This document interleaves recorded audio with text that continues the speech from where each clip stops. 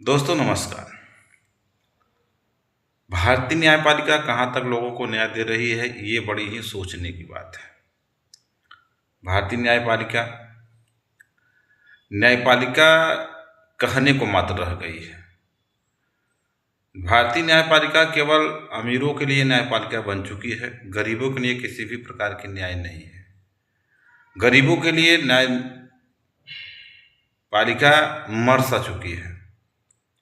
और फिर क्यों न हो, जब न्यायपालिका के मुख्य न्यायाधीश वर्तमान न्यायाधीश साहब किसी जज को जो है एक संवेदनशील मुद्दे पर उठाने के वजह से भरे न्यायपालिका में उसको अपमानित किया है। यहाँ तक उन्होंने कहा है कि आपकी यह बदतमीजी मैं देखते आया हूँ, आपने मुझे दिल्ली में भी देखा है। जबकि ये लॉजिक था, किसी का नाम सुनने अगर से आपको गुस्सा आ रहा है या आप इस तरीके की आवेश भरी बातें न्यायपालिका में कहेंगे, तो ये कैसे कल्पना किया जा सकता है कि आप लोगों के साथ न्याय करेंगे। अगर बात हम इसलिए कर रहे हैं क्योंकि मैथ्यूस धूमपारा एक एडवोकेट थे। उन्होंने सदन में अपना कोई पिटीशन दायर किया था, कोई रिट दायर किया था, जिसमें उन्होंने भारत में जो न्यायाधीशों की नियुक्ति और स्थानांतरण की प्रक्रिया है उसको लेकर के उन्होंने कहा है कि जो एनजेएससी का गठन किया जाए या जो एनजेएससी है उसको अमल में लाया जाए। बात तो ठीक है, लाया जाए, कौन सा उन्होंने गलत कहा। लेकिन न्यायाधीश उखड़ पड़े। इतना ही नहीं, उन्होंने कहा कि जब न्यायाधीश की बातें सुनते सुनते भाई वो भी है, उन्होंने कहा कि अडानी और अंबानी के को न्याय दिलाने के लिए आप जो है गठन कर दे रहे हैं, जो है समितियों का गठन कर रहे हैं या उनके सुनवाई के लिए कानून का गठन कर रहे हैं, बना रहे हैं, तो आप एनजीएससी के लिए बातें क्यों नहीं कर रहे हैं। एनजीएससी का भी गठन कर दिया जाए। जबकि मैं बता दूं, एनजीएससी का गठन करना भी लाजमी है। इससे क्या है कि न्यायाधीशों की नियुक्ति और उसके स्थानांतरण में ट्रांसपेरेंसी भी आएगी। दरअसल एनजीएससी जो है क्या है उसको समझते हैं।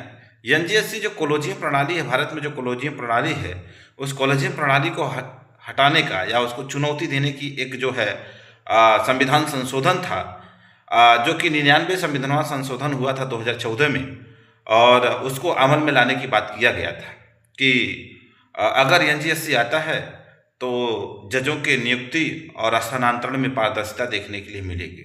लेकिन फिर भाई मुख्य न्यायाधीश साहब क्यों चाहेंगे कॉलेजियम प्रणाली हटाने के लिए। आप सोच कर देखिए कि भारत की 85% आबादी में कोई भी कॉलेजियम पद्धति के तहत अगर न्यायाधीश बना हो, या बिरले अगर हो गए तो हो गए, नहीं तो बताइए कि जो है 85% आबादी को कितना मिला। कॉलेजियम प्रणाली में कौन लोग बैठे हैं, कॉलेजियम प्रणाली बार बार दोहराई जा रही है, कौन लोग न्यायाधीश बन रहे हैं, आप जरा सोच कर देखिए।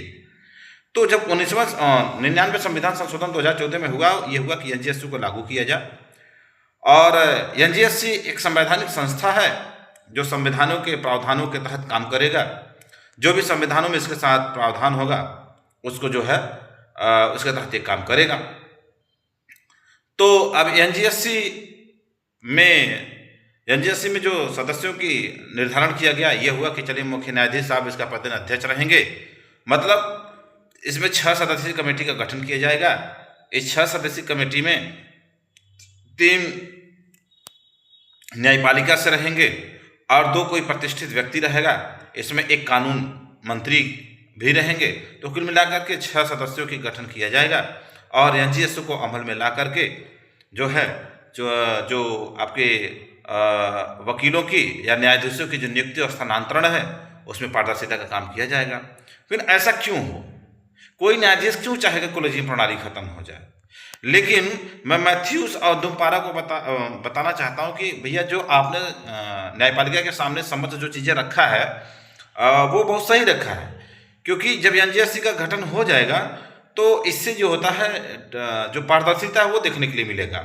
और सबसे बड़ी बात है कि मजे की बात यह है कि जो दुमपारा साहब है, वो खन्ना साहब के कार्यकाल में भी इसको रखा था, और खन्ना साहब ने भी कहा था कि क्या हो रहा है हम देख रहे हैं। अरे खन्ना साहब भाई, आपके अंदर तो कम से कम कुछ ये मानवता वाली चीजें होना चाहिए। एनजीएससी कौन से गलत काम है, आप उसका गठन करिए, उसके तहत काम किया जाएगा। और फिर अडानी अंबानी का नाम सुनने से आपको कितना तकलीफ क्यों हो रही है?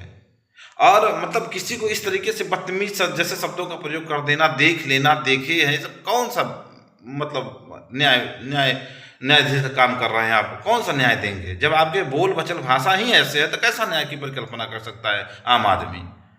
तो भैया एनजीएससी को अमल लाइए, आप काहे उससे घबरा रहे हैं?